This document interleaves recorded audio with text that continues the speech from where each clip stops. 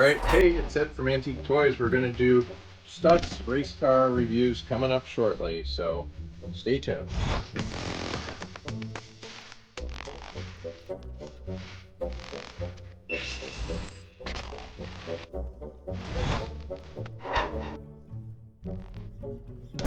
Hey from Ed, we've got a Stutz discussion, which started me on this subject. See that toy right there? That's a cast iron toy made by John West, and John West receives credit. He's deceased, unfortunately, and the Antique Toy Club of America did a real nice reprint of his articles. But it got me started. It said that this is a Stutz race car. And so then I went to a seasoned collector, got to borrow these, and we have a Stutz race car here, a small guy with a racer. It's a boat tail, and based on research, it's a 1910 car.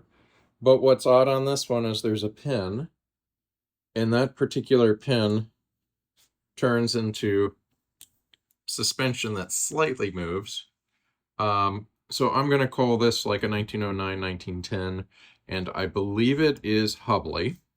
So you have a Hubley to start, and then you have an updated Hubley where they removed that cap and they made the suspension integral, all one casting.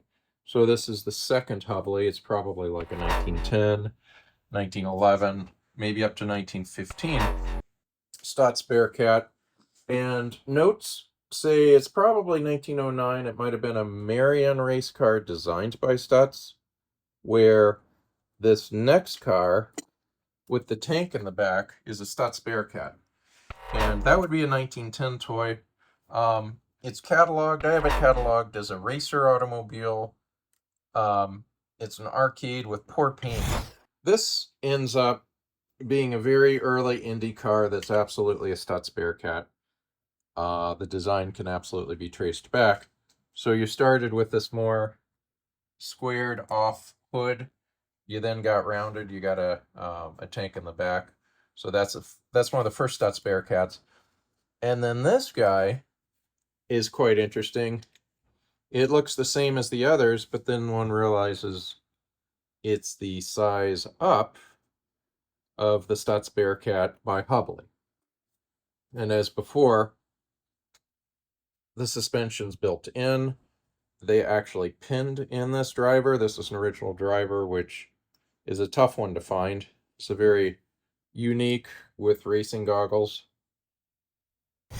We jump to the strange one where you're like, oh, this is the same car. This is absolutely the same car. It's not the same car. It looks the same almost, but you got a leather strap, which is quite interesting.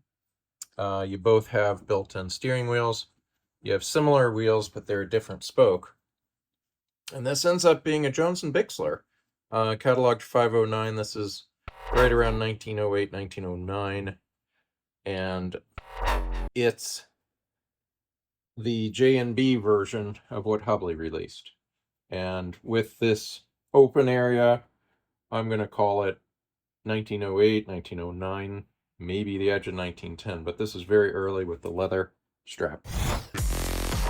I don't ever slow up, no I don't take shit. I got no love for the fakeness. If you wanna play tough and wanna hate this, I'll always show up.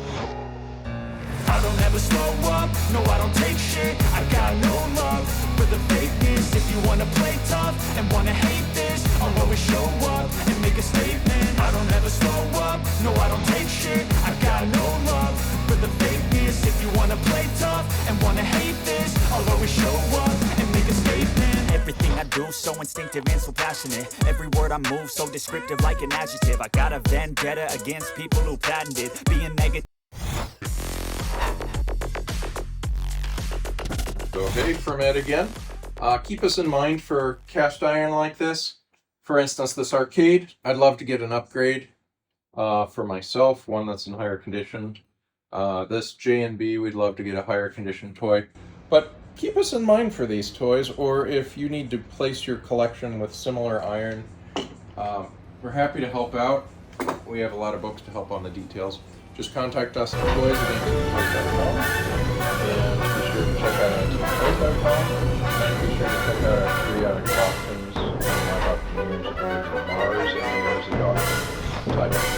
Creepy.